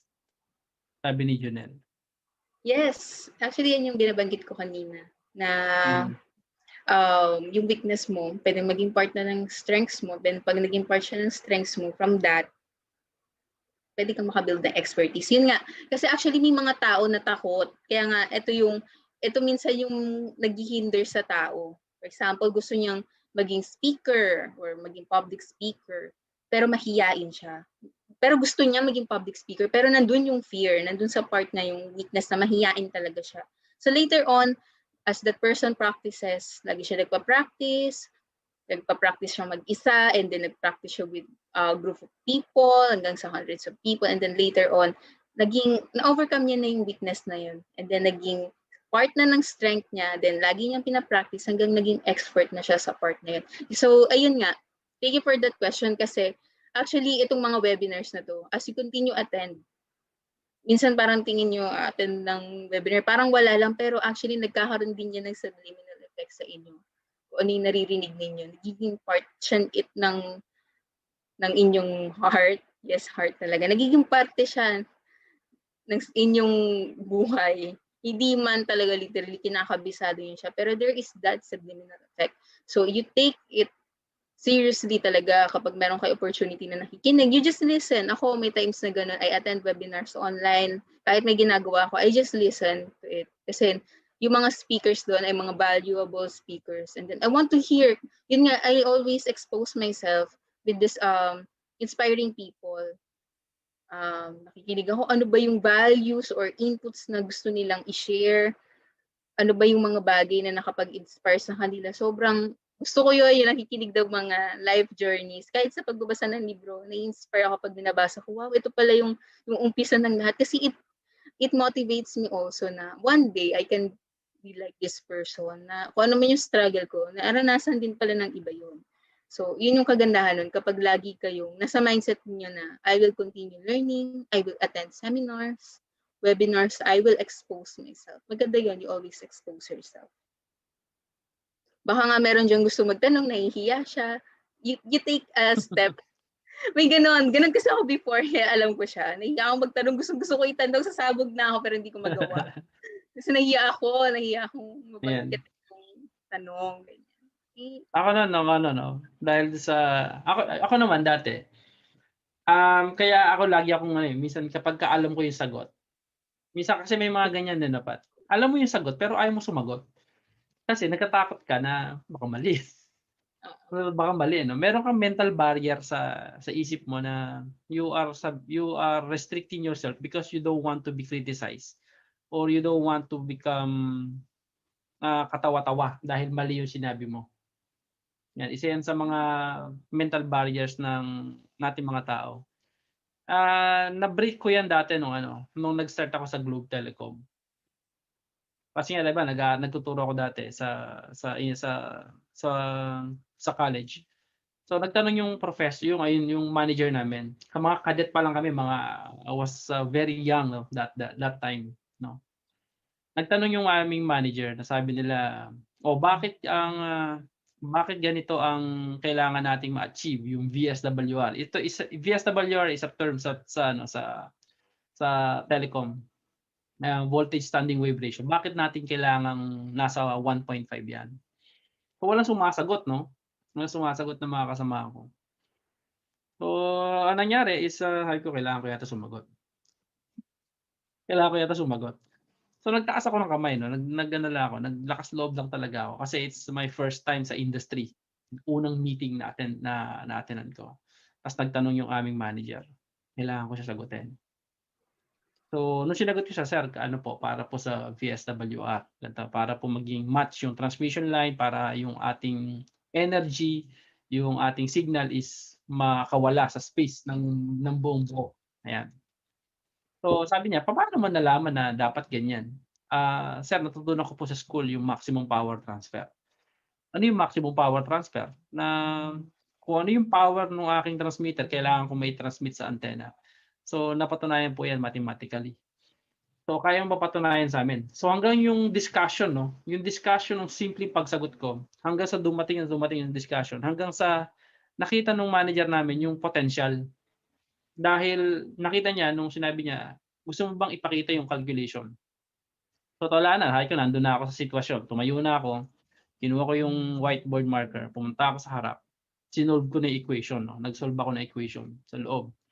That time was, I used the differential calculus. Kung alam niyo yung differential calculus, maximum minima for maximum power transfer. Gumawa ako ng circuit, sinulat ko sa whiteboard. And then, tinignan ako ng manager ko. No? Alam mo yung tingin ng manager mo na nakatingin siya sa'yo at gumagano siya. Nakita mo that you gain the respect of your manager. And then after that, ako yung unang cadet na nabigyan ng 2 technician. So, nagsimula ako ng cadet engineer. Just imagine, I was around 23 something that time. Meron akong 2 technician na hawak na around nasa 40 years old or 30 something. So, binigyan ako ng manager ko ng dahil nakita niya yung potential na ganun. Ayan. So, kapag kami mga ganyan kayo mga pagkakataon, sabi nga sa Skyflex, di ba? Pag nakita mo yung brake mo, kagatin mo. Ayan. Nakita mo yung brake mo, kagatin mo. Yan. Kapag dumating yung brake na yan, hintayin mo yung brake na yan. Take that opportunity. Seize that opportunity. Sabi nga, seize the day, claim the night. Para at least hindi ka, sabi nga ni Pat niya, hindi ka mamumuhay ng full of regrets. Parang, alam ko yung sagot eh. Sayang, naunahan ako niyan. Hindi ko sinabi yung sagot. Ayan, so hanggang sa matapos yung buong araw, nandun yan sa utak mo na sana sinagot ko yung tanong. Sana sumagot ako. Sana nagtanong ako. Ayan. Okay? Teka, meron pa dito isang question, Pat, na sabi ni Andrea, yan. Paano po kung hindi pa po ako ganun kasigurado sa track na gusto ko pong tahakin sa field? Yan, ECE graduate po ako. Yan, so parehas lang Andrea, no? Just keep on exploring, sabi ko nga. Keep looking and then protektahan mo lang yung sarili mo for bad environment. And then eventually makakita ka rin yan. Sabi nga, trust the process of that of finding that True. That opportunity or purpose in life. Teka, ito may tanong sa isa, si Jessler. Usually po ba sa lahat ng industry, profession like telecom, based on grades po tinitingnan lagi? Like if you really have this high grade, sure ka na po makakapasok ka na sa trabaho. Ano masabi mo dyan, pa? Grade ba tinitingnan? Hindi. Nung nakapasok ka mo sa Ericsson, grade ang tinignan? Hindi siya always sa grades. Actually, nakadepende naman kasi yan din sa kung sino mag-interview sa'yo. Nakadepende rin kasi doon. Pero factor ang high grades, of course. Factor yung performance mo. Pero hindi siya yung main nabasihan para, for example, matanggap ka sa isang company or makapasok or makakuha ka agad ng trabaho. Kasi based on my experience, hindi naman ako yung top ng class namin. Pero I feel fulfilled naman dun sa job na nakuha ko. So, ayun. Hindi talaga siya basis. Lagi. Pero factor siya. Yung factor. Okay. Any questions? Okay, so next question is is building expertise a long-term or short-term goal? It is a long-term goal. Mm. Kasi nga, it is a lifetime. Actually, it can be considered as a lifetime commitment. Pwedeng lifetime, pwede rin namang, depende sa'yo. Pero it is really a commitment. Pag sinabi natin commitment, long-term siya. Hindi talaga siya mabilisan. So, long-term goal siya. Kasi itong building expertise, sabi nga rin kanina ni Sir, hindi naman porket ginawa mo siya ngayon ay later on or after a few months, makikita mo na agad yung result. You need to be patient talaga, even sa sarili mo. Kasi kung yung mga tao sa paligid mo, hindi nila kayang maging patient dun sa results na ginagawa mo. Ikaw mismo sa sarili mo, be patient. Kasi nga, long-term ito. Ayun. Ayan. Ito tanong ni Giancarlo. How to deal with roosters around us in a humble and respectful way? Kasi every step of the way po, hindi po talaga mawawala yung mga tao na mag-down po. Ayan. Lalo na, Carl. Sige pa. Hindi naman palaging kailangan mo makipag-deal sa kanila. You can just simply ignore them. Kasi masasayang lang din yung time mo if you will explain yourself kasi you don't owe an explanation to them. Ayun. Yun naman yung sa akin. Sa'yo, Sir Chart. Ayun, tama rin, no? Hindi siya, masusurpass mo yan dyan, lalo na kapag mas marami yung eagle na kasama mo. No? Kaya nga sinasabi namin, kaya bumubuo tayo ng organisasyon na itong mga like-minded people na to, itong mga samahan mo. Kasi kapag nag-stay ka sa isang organization or sa isang grupo na against sa iyong mission or sa iyong pangarap sa buhay, matatalo ka doon kasi madami sila. No? Pero ang pinakamagandang way is to surpass them with the numbers then. Or maghanap ka talaga nung lagi mo makakasama na align dun sa iyong gustong gawin. Yan, so sabi mo nga, in a respectful and humble way, lalo na kapag ang rooster is, for example, kapamilya mo, no? Ayan. So, you have to prove to yourself na hindi mo naman sila kailangang awayin, hindi mo naman sila kailangang bastusin, or mag head-to-head collision ka sa kanila, hindi naman kailangan. So, just show them the results of what you have. That's the best way to silence them. To silence them, sabi niya. Okay?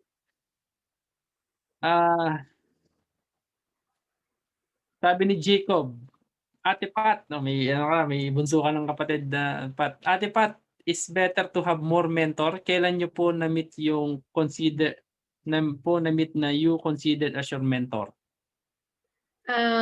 Yes, I think it's really better to have more mentor. Kasi ang opinion ko naman dyan, pwedeng itong mentor mo na to, hindi naman siya all-around mentor. For example, sa finances. Though alam ko naman marunong mag-manage si Sir Richard ng finances, pero hindi ko na siya tinatanong about that. Meron akong mentor na iba about dun sa area na yun. Pwedeng sa personal life ko or meron akong life mentor or life coach. Meron akong mentor about sa career. For example, si Sir Richard. So, it's better to have lots of mentors kasi may iba-iba tayong areas ng life. And, ang isa pang tanong yan dito, kailan nyo po na-meet yung kinonsider? Actually, hindi mo masasabi kung ano yung specific time, pero parang andyan na lang siya, dumating na lang na ito mentor ko to. Pero meron ding situation talaga na itong person ay nagtuturo siya and you really want this person to become your mentor. May gano'n naman din. Kasi si Sir Richard, during that time naman kasi, hindi pa ako gano'n ka-exposed or ka-immersed dun sa idea of mentor-mentee. Pero ang gusto ko lang that time is, I want to learn from him. Pero, later on, hanggang sa natutunan ko na, okay, so I consider Sir Richard pala as my mentor. So, hindi ko na-realize na I considered him as my mentor na pala. So, I think kung yung person ay tinitreat mo as someone na nagpapaturo ka or nagtatanungan mo palagi, pwede mo na siya i-consider as your mentor. For example, meron ka ring spiritual mentor. So, iba-iba kasi ang mentors, iba-ibang areas din. Ayun, Kuya Jacob. Okay, itong kay Ross is medyo ano, no? What if po graduating student ka na, pero ayaw mo dun sa course na pinakuha sa'yo ng parents mo? What if ayaw mo yung pinapagawa nila sa'yo, pero you have to obey them because they tell you that they know what's best for you? Graduating student na siya. Ano na lang yan, Ross, dahil graduating student ka na, ituloy mo na, graduate mo na, sayang yung, yung Kaya mo oras yan, mo. boss. It's sure ka na. And then after you graduate, it's a good timing, Ross, that to do whatever you want to do in your life. Dahil unang-una, kung graduating ka na, nasa edad ka na. Di ba? I'm not saying na maging suwail kang anak, no? Pero nasa edad ka na, you can decide for yourself kung ano yung gusto mo talagang gawin sa buhay. Tama yan. And it takes bravery then to take the path na talagang gusto mo. Kasi I've known lots of people then or mga kasabayan ko na hindi talaga nila gusto yung course. Lalo na nung time na nahihirapan na second year, ang hirap na ng math. Sobrang hirap na ng math sa electronics engineering. Duguan na, may iyakan na. Kasi ako dumating din ako sa point na ganyan.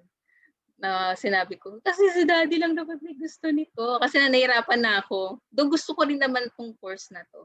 Pero nung time na parang nagkasisihan na dahil nga hirap na ako, minsan wala nang tulog talaga. Maaral ko lang talaga yung dapat aralin. Pero ayun nga, tinapos ko pa din. Kasi nga, sabi nga kanina ni Sir Richard, don't stop. Then, yan, then just learn along the way. Keep moving, yes.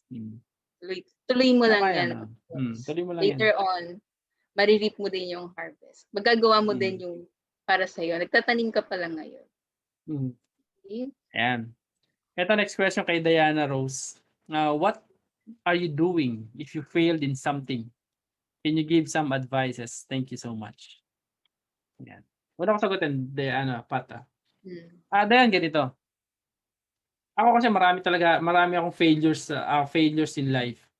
And the best way to deal with failure is to think of them na sa buhay ng tao, meron 3 phases in life.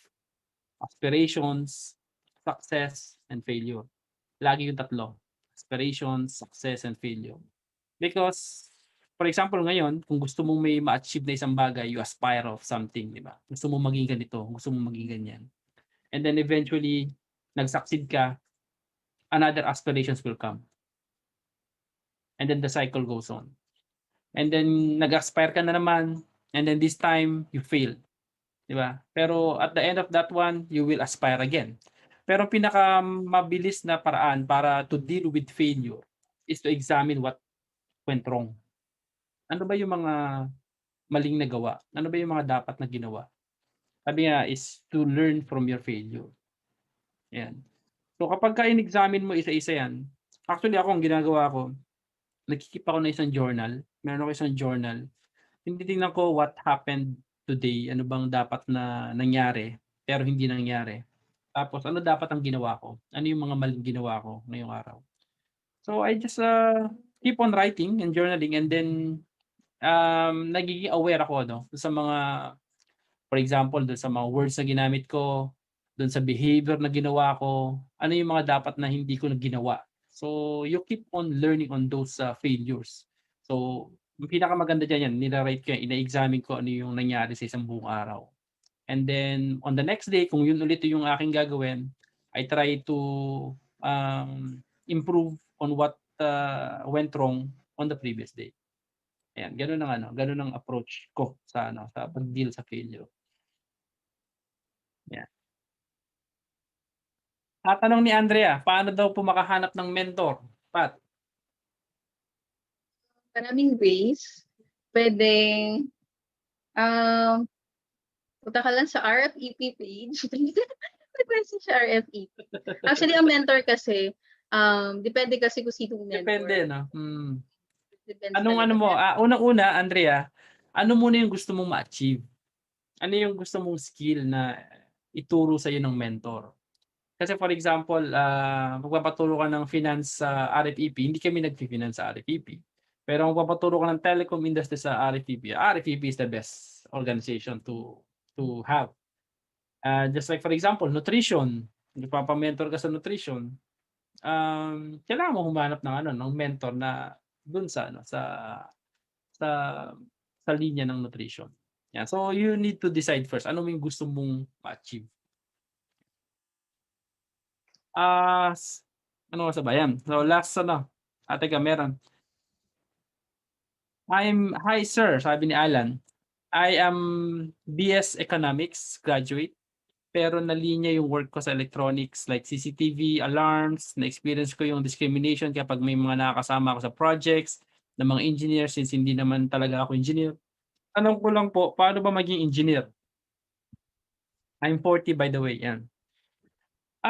Dun sa tanong mo na paano maging engineer, technically, Alan, para maging engineer ka, you need to take course for engineering courses. And then, for example, sa ECE, katulad namin ni Pat, mga ECE kami, you need to take yung mga requirements para maging ECE para makapag-take ng board exam. And then, pass the board exam, and then you will earn your title as an ECE, just like us. Yan. Ayun yun yung pagiging paraan. Kung discrimination naman kung sasagutin ko yung part ng discrimination, Alan, meron kasing part na pwede mong meron part na pwede mong ma-capitalize. Ibig sabihin, for example, ano ba yung may magaling kang meron kang isang skill na unique aside from sa mga kasamahan mo. Like for example, sa BS Economics ka, kung magaling ka in terms of finance analysis, pag-generate ng business or pag-gain ng bagong business, magandang opportunity yan to capitalize, magandang i-enhance yan, gamitin mo yung course mo through that industry na kumukuha ka ng, for example, additional businesses, nag-a-analyze ka ng business cases, yan. So pwede mong gawin kahit hindi ka engineer, di ba? Ginagamit mo yung yung skills, yung ibang set of skills mo para dun sa inyong business or sa industry. Ayan.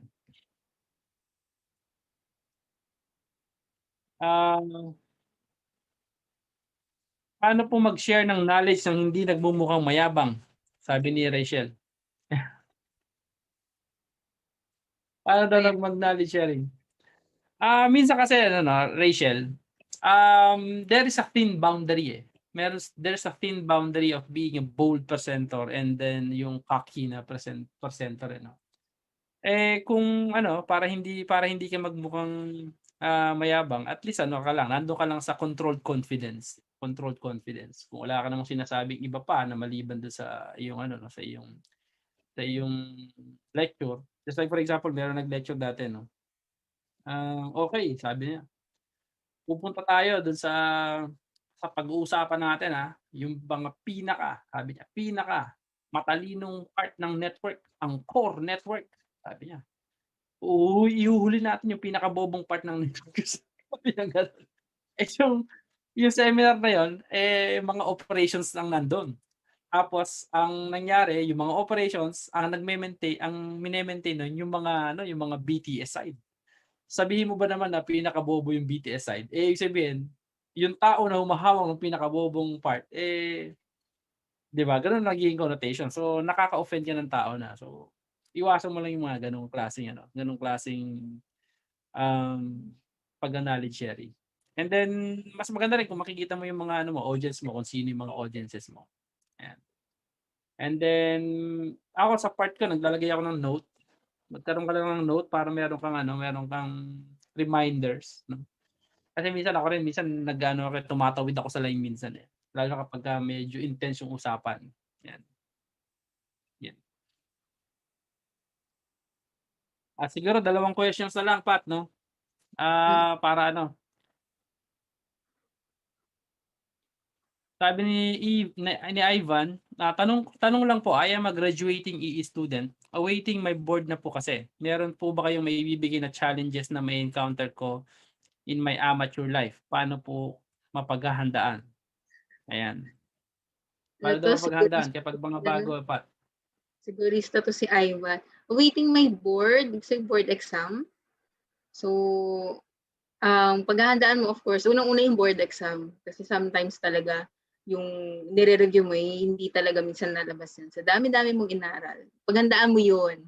You need to be prepared emotionally also. And then, yung sunod nun, of course, yung paghahanap ng trabaho, I want to share with you the reality na hindi talaga madaling maghanap ng work. And also, wag mo ikulong yung, for example, claim na natin you will pass your board exam, wag mo ikulong yung sarili mo doon sa mindset na board passer ako. Ako yung priority na matatanggap sa trabaho. No, it's not like that. It's not true. Hindi totoo yun. Nakapag board passer ka ay ikaw ang unang-unang matatanggap. Kasi based on my experience, hindi nangyari yun. Okay? So, ayun, yun lang muna yung mabibigay kong ilan sa mga challenges kasi marami talagang pagsubok sa buhay. Kulang ang isang araw para i-share ang mga pagsubok sa buhay. Ayun. Pero thank you dun sa Ayan. question. Ayan, Sige. last question na. Last question kay Jeric. Last question na tayo mga kasama. How to cope up with stress, especially in workplace when dealing with customers and workmates and from IDS colleges? How to cope up? Stress? Ikaw, paano ka ba nagko-cope ng stress, Pat? Ako personally, ang ginagawa ko, may times talaga na parang dumadating ako sa point na gano'n, parang gusto ko nang sumigaw kasi stress na ako. Ang ginagawa ko ay stay away muna doon sa bagay na nakaka-stress. And then, naglalaro ako. Kailangan talaga, parang kumbaga pag kumukulo na yung tubig, tatanggalin ko muna sa kalan, medyo palalamigin ko muna para tumigil siyang kumulo. Ganon yung ginagawa ko sa sarili ko. Hindi ko pinupush ng sobra kung alam kong ito, hanggang dito lang talaga yung limit ko. Dahil stress na stress ako. Kasi ako lang din yung magsasuffer. So, I take a rest, nanonood muna ako ng videos, minsan sa Netflix, nanonood muna ako ng season, isang episode, ganun yung ginagawa ko. Para malagpasan yung stress na yun or ma-overcome ko siya. Ako ano lang, physical activity. Meron akong punching bag sa bahay.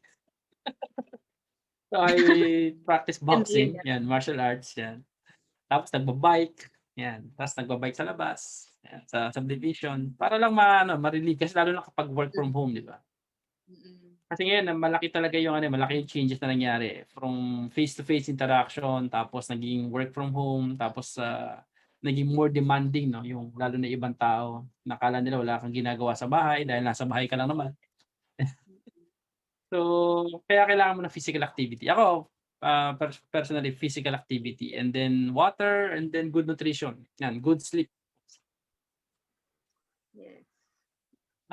Last na to, kay Roxanne. Talaga to. Hi, normal po bang naguguluhan po sa profession na kinuha mo po? In the first place po, yung parents mo po yung namili ng kursong kinuha mo. By the way, graduate po ako ng kursong kinuha ko. Yes. So, I think okay naman. May Normal naman ganun yun kasi talaga.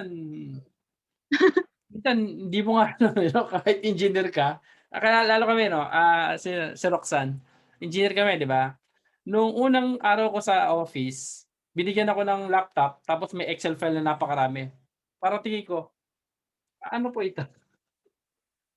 Excel file. Nung college po hindi ko gaano ginagawa nung mga panahon namin, di ba? Pero ngayon napaka ng Excel file, no?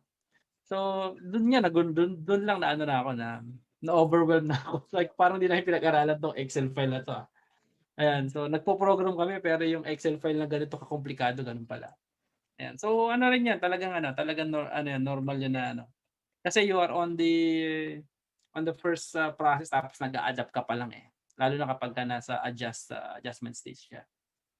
Pero eventually kapag ka nasa flow ka na, nasa process ka na, makaka-cope up ka na dyan. Okay. Ayan. So, I hope marami kayong natutunan ngayong araw, no? Kay Pat. And we can end this session. Claire, andiyan ka ba? Nandiyan pa ba si Claire? Claire? Para makatakbo tayo sa kabilang webinar. Ayan, sa closing na tayo, Claire.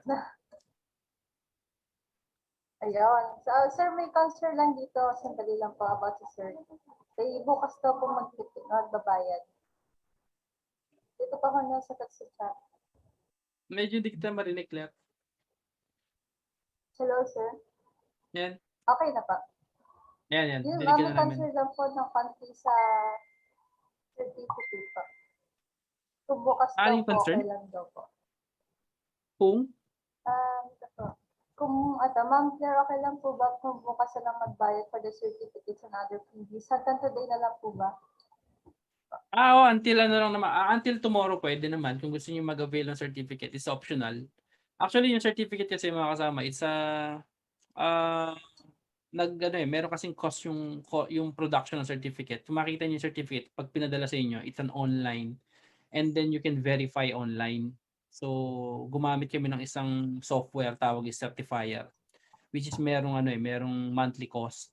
Kaya ang nangyari nun, pina-shoulder lang namin kasi nga gusto din namin magkaroon lang ng webinar and then kung gusto niyo mag-avail ng certificate, yun lang, i-shoulder lang natin yung cost ng certifier. Pero maganda yung certificate na yun kasi magkakaroon kayo ng serial number tapos meron yung QR code.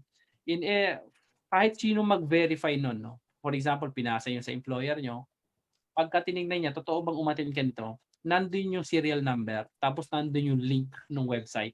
Pagka pumunta siya sa link ng website, pinasok niya yung serial number, lalabas yung certificate niyo at lalabas si RF Engineer Pilipinas. So, ganun namin siya bina-validate. So, hindi siya magiging hindi siya magiging suspicious. Anything. Hindi kayo magkakaroon ng moment sa pag-justify ng certificate niyo. Yan. Kasi marami yan, 'di ba? Marami kasi ngayon gumagawa talaga ng mga certificate. Pero for us to give you a high quality and high value na certificate, ganoon ang ginawa namin. Yun nga lang, meron lang talagang trade-off sa cost. Yan. So, it's just minimal din naman and then optional. Kaya hindi namin siya ginawang mandatory. Kung sino lang yung mga gusto. Yan. I hope you understand that one. Yeah. Okay. So until tomorrow you can still pay for that one. So yung mga mag-a-avail ng certificate siguro by Monday or Tuesday makukuha niyo yung certificate niyo. Hihintay lang natin yung iba until tomorrow, Sunday, and then Monday mag-generate kami ng certificate to send it out to you. So yung email, makukuha niyo yung certificate through email. Tingnan niyo lang yung inbox niyo, no? Baka kasi minsan napaka-sensitive ng inbox ng ibang tao. Ayaw tanggapin yung email ni RF Engineer Pilipinas. Nilalagay kami sa promotional, nilalagay kami sa junk, nilalagay kami sa spam, no? Ayan. So, ganoon na nangyayari. Ayan. And may freebies yun, yung may kasama. Ayaw nga pala, no? May freebies pa rin kasi you're not only paying for the certificate, you will get a copy of this slide. You will get the copy of this slide and then you will get the recorded session, yung magkakaroon ng access for the recorded session for 1 month. And you will get the Warriors Journal. Yan. Yung kanina nabanggit ko na sinusulat ko yung mga nangyari sa akin sa araw. Yan, senior ko sa inyo yan. Yung journal na yan. So you will get that not only for the certificate, you will get those freebies as well. Okay? Okay. Yan, maraming salamat sa inyo. Thank you so much, everyone. I am Claire Malata, your host. At you have final remarks? And yun, maraming salamat po again sa inyong lahat for attending this webinar. And we are hoping to see you again by next week. So, meron ding webinar, Sir Richard, after this. So, ayun. Maraming salamat po sa inyong lahat. Walang RFEP if walang patuloy din sa amin na sumusuporta. And of course, I want to thank RFEP. I want to thank Sir Richard and also Claire for being here. Me, kayong lahat, I'm so thankful na we are able to impart knowledge with all of you. I hope na-inspire kayo at marami kayong natutunan. Ayan, maraming salamat sa inyo lahat. Again, this is Richard Matias of RF Engineer Pilipinas. If you want to learn more about wireless communications, you can visit our website at www.rfengineeracademy.com. Keep learning, keep studying, and always remember the 3 pillars of wireless communications: coverage, capacity, and quality. Thank you so much, guys. See you next week. Bye. Bye. Thank you. Bye. You're like a circle that floats around me, keeping me safe and sound. And when I fall, you tied a rope to me. You're blessing me every day. I was down with an illusion, like a sparrow with broken wings. But now I shine with your reflection on me. I'm getting back up on my feet. That